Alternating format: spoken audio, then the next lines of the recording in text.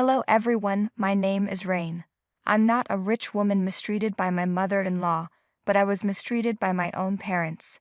This story is about my useless husband, Charlie, and how my parents supported him more than they ever supported me. I've never told anyone this story before because I don't have many people in my life. I met Charlie about 6 years ago on a dating website. He had a decent job and seemed like a good guy. Charlie wasn't some knight in shining armor, but he was definitely a good boyfriend. We had some great years together at the start of our relationship. We dated for 4 years and then got married. He was a great partner to me and quickly became my parents' favorite. However, I did feel some resentment towards him because of that. At every family dinner, my parents would say things like, "We're so happy to have you in our family, Charlie. Rain finally made a good choice in life by bringing you to us. God really answered our prayers and gave us what we wanted. You know, we'd always wanted a son but never had one. You're such a nice young man and perfect for our family. Yes, Rain is okay and all, but she can't be our son. She doesn't understand that. Rain has always been a little selfish and greedy for attention. We're glad you stuck with her despite her flaws." They were right. I was selfish and greedy for affection. My parents always wanted a son and couldn't have one. They even tried for a bit after having me, but it wasn't possible. It made them resent me throughout my life. When I was young, I couldn't understand why they neglected me and favored other children if they were boys. They always complained about me and how they missed out on having a son. As I grew up, I was determined to prove to them that I could be just as good as a son. I got great grades, went to college, and got a good job. I even sent them monthly allowances so they wouldn't have to work anymore. Still, they never appreciated me. Charlie did nothing for them, but they loved him more than me. I tried to push aside my resentment because I was happy that my parents finally approved of one choice I made. Charlie also enjoyed the attention he got from my parents. His own parents had disowned him, and I didn't know why. None of his relatives even came to our wedding. Slowly, I started to understand why almost everyone in his life cut him off. He was a thief. I wish I were exaggerating, but I'm not. At first, it started off as him being lazy. One day, he suddenly took a lower-paying job because he didn't want to work long hours anymore. He said it was to avoid getting depressed, so I decided to switch jobs at my company and took a lower position with a pay cut to help out. "Why would you do that, Charlie? This is a serious pay cut and it will affect our life," I said. "Why would it affect us? You earn well enough to support our lifestyle. Just put more money into our joint account. That would solve everything," he replied. "You can't just assume that, Charlie. Things like this require a family discussion. If you want more money from me, you should have discussed it with me first. Do you have no regard for my mental health? Why would I even discuss this with you? We're married, so there's no my money or your money anymore. Stop being so dramatic," Charlie said. I was a bit annoyed by how casually Charlie was acting about the whole thing, and the fact that he refused to separate our finances worried me. But I still supported him because I loved him. That was one of the biggest mistakes I ever made. Guys, this man spent all his money and time on video games. Yes, whatever little money he earned was spent on them. He put $500 into our joint account, but later he took out even more for himself. Charlie and I had countless arguments about this in the past. He was draining my savings and taking almost all of my paychecks. Sometimes he didn't even contribute anything to the household. He didn't help with chores either. All he did was work, play games, and spend money on things he wanted. I was getting sick and tired of being financially taken advantage of. No amount of talking ever helped. Instead, he always turned things around on me and yelled at me. My parents also took his side. They said, "Rain, why is your husband calling us, saying that you are financially abusing him? This is very unlike you, Rain. You better explain yourself." "Dad, I'm not financially abusing him. In fact, it's the opposite. He's been draining my savings and making me pay for 90% of our household expenses." "So what, Rain? People need to spend money on their family after marriage. It's shameful how you don't let Charlie use your credit card. You're punishing him for not having a fancy job like you. How did you become so greedy?" "Mom, he's misused my credit cards before. That's why I don't let him use them anymore. I can't risk our future knowing he has no control over his spending." But my parents still took Charlie's side. That made me even angrier. I knew he was using my parents to make me give him all my money. Little by little, all the love I had for him faded away. But one day, things reached a breaking point. I discovered that he had taken $20,000 from my personal account without permission. What did he spend it on? A new gaming PC and accessories. I was furious. I tried to get the charges canceled, but it didn't work. So, as a last resort, I decided to report it to the police. Charlie was furious when they came to arrest him that day. I was determined that my marriage had to end. I needed to get out. What I didn't realize was that I would lose more than just Charlie because of my decision. I texted my parents to tell them what happened. I didn't want them to hear about it from someone else, so I told them that night. They saw the messages but didn't reply. I was a little worried about their silence, but I was too exhausted to think about it, so I went to sleep. The next morning, I woke up and saw a text from Charlie. He said, "Hey wife, I'm already out of jail. Are you surprised? Well, I am too. I never thought your parents would be the ones to bail me out." "What? My parents bailed you out? That's impossible. They would never do that to me." "You're wrong, Rain. One call from me, and your parents were eager to help me out. They even cursed you out while they were at the police station. I must say, they're very disappointed in you." Hearing those words made my stomach turn. I didn't want to believe that my parents would do something like this. I rushed over to their house to get answers. I had no idea why they had bailed Charlie out. I had tried to keep them as uninvolved as possible. But they still managed to talk to Charlie and pay for his bail. I was getting really angry thinking about what they did. I walked into my parents' house and said, "Mom, Dad, please don't tell me you bailed Charlie out. Don't tell me what I heard is true. I can't believe you could do something like this, Rain. We raised you better than that. You're just punishing Charlie because he didn't listen to you. After marriage, he has every right to use your credit card. All your money is his money too. He did nothing wrong," my dad said. "Dad, he stole from me.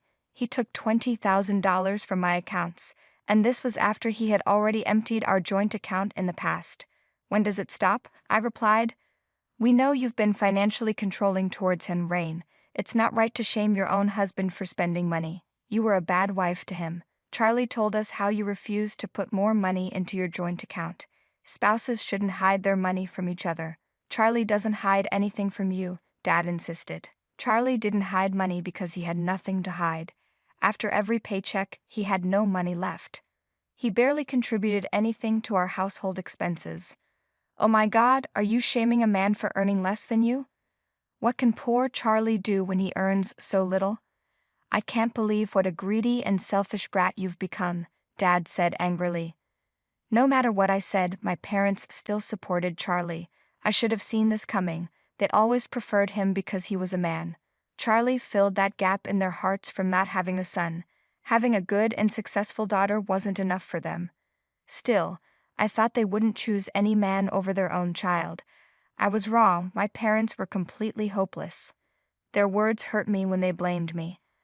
I was disappointed and sad, but I wasn't ready for what they said next. "Rain, you have truly turned into a horrible woman. We're ashamed of what you've become. We can't be associated with such a selfish daughter like you, so your father and I have made some decisions. We've invited Charlie over to our house. He'll be staying with us until you come to your senses. We'll pay for his lawyer fees and everything. You'd better drop the case and take him back, or we'll disown you. You're going to house the man who stole from me and financially abused me for years? Are you really going to disown me over this? You can't be serious." "We are dead serious, Rain. It's time we taught you a lesson. Just because you're financially independent doesn't mean you can do whatever you want. Charlie has been such a good son-in-law to us. It's time we stand up for him and help him out in this tough time. He's already like a son to us, so we'll let him stay with us until you realize your mistake." Nothing could have prepared me for this. I thought my parents were biased towards my husband, but I never thought they would disown me for him. They constantly praised my abusive, freeloading husband for his wrong decisions and belittled me for being responsible. What they said that day completely shattered my heart. All the love I had for them was gone. I realized that all my life I had been loving the wrong people, but I wasn't going to let them take advantage of me anymore, so I said, "Fine then, have him in this house. But if he comes to live here, I will stop sending you money. I won't pay you a cent, so you can go and spend it on my loser husband." We expected that from you, Rain. We already know what a selfish person you are. You don't have to send us money. We can take care of ourselves. It's just like you to threaten us with money. Listen to me, Rain, you can't use your money to control us. The money you earn has made you proud. We'll show you what a mistake you've made by using your money to manipulate people. There's no reason for us to stay in contact with you. Don't come to this house or talk to us again. I looked at my mother, and she agreed with my dad. Both of them told me to go away and never show my face again. They'd even said I shouldn't call or text them. I took their words to heart and left the house. I didn't cry in front of them, but I broke down in my car. I cried so much that I had to pull over to calm myself. I spent over 30 years of my life trying to win my parents' love, and yet they threw me away like trash. They treated me like trash and called me trash. I felt like my world had ended that day. I went home and cried myself to sleep. The next day, Charlie called me just to brag about how he'd stolen my parents. He was already settled into my old room and called to tell me how much my parents hated me and loved him more. He said, "Guess what, Rain? I'm in your precious room right now. Your parents even came to pick me up. They really hate you right now." I replied, "Charlie, you're being rewarded for your crimes. It must be fun having loving parents who aren't even your own." He said, "It was so easy to manipulate them, Rain. I didn't even have to try. You ran after them like a dog, but they never loved you like this. Honestly, I think they hated you all along." Poor little Rain worked so hard to make her parents love her and still failed miserably. I couldn't take it anymore, so I hung up while he laughed at my misery. That horrible man even had the nerve to send me a picture of him lying on my old bed. I wanted to cry, but instead, I pulled myself together and made a plan.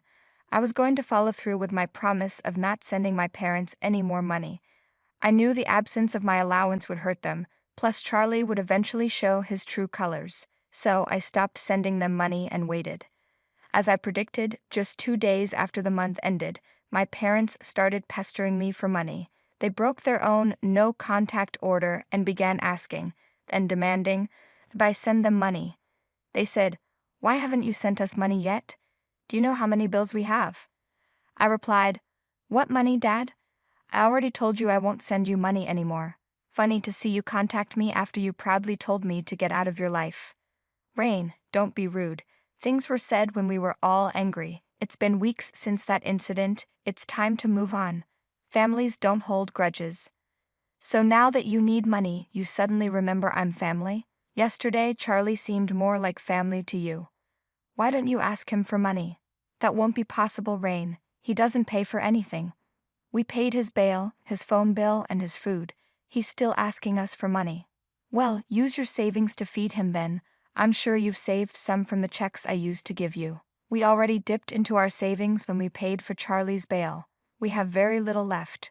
We need you to send us money, Rain. It's not fair for you to hold the past over us. No, this is completely fair, Mom and Dad. For years you've treated me unfairly because I'm a girl. You chose Charlie and loved him only because he's a man. I tried so hard to be a good daughter, to win your affection, but you two just showed me how wrong I was. I should have done this a long time ago. I'm cutting you off. I don't need people like you in my life anymore. Years of hurt and betrayal poured out of me. I absolutely unloaded on them, telling them exactly how angry I was. My parents were silent while I spoke. When I finished, they started pleading for forgiveness because they really needed my help. I hung up on them without listening any further. I had predicted that my parents would come banging on my door with apologies and pleas. I even expected some entitlement on their part. But my revenge became even sweeter because Charlie did something stupid that made my parents file a police report against him and kick him out. If you want to know why, you need to see this conversation I had with them. One day, they showed up at my doorstep to try and talk to me. I didn't open the door but spoke to them from inside. They said, "Rain, you need to hear us out, dear.